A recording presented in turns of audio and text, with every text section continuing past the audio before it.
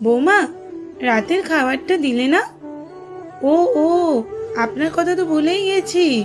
আমরা সবাই বাইরে খেয়ে চলে এসেছি, তাই আজকে আর রান্না হয়নি।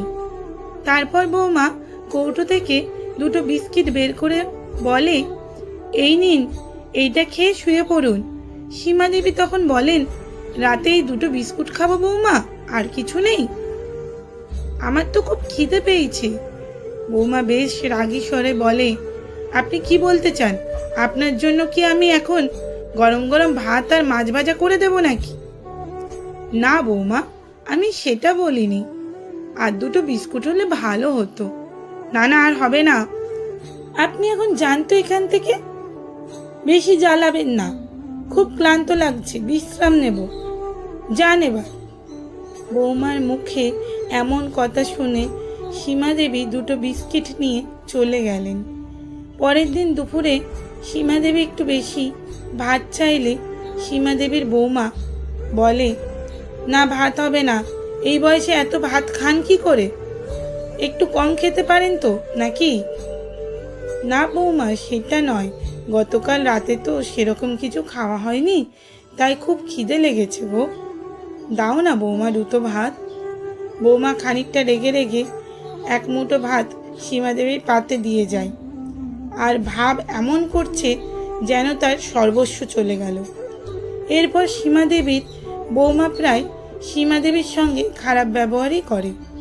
এমনকি মাঝে মাঝে দুটো খাওয়ার জন্য তাকে অনেক অনেক কথা শুনতে হয়। ছেলেও বৌমাকে কিচ্ছুটি বলে না।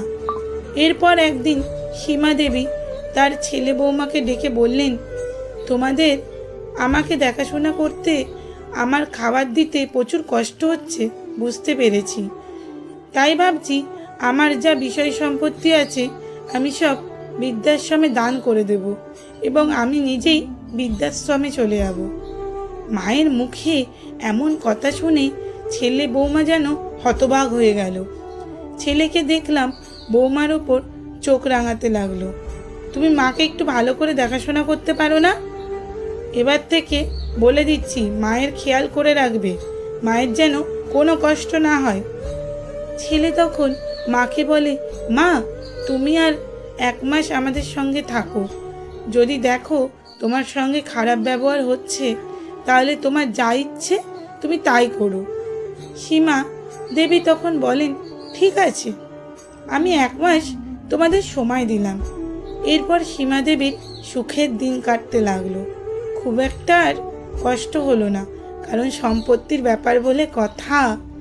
আসলে আমার মনে হয় মা বাবার যত অর্জিত ধনসম্পদ মৃত্যুর আগে পর্যন্ত কোনো ছেলে মেয়েকে দেওয়া উচিত নয়।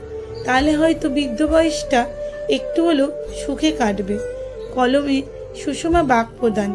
লেখাটি যদি ভালো লেগে থাকে তবে লাইক, কমেন্ট ও শেয়ার করার অনুরোধ রইল আপনাদের কাছে। নমস্কার।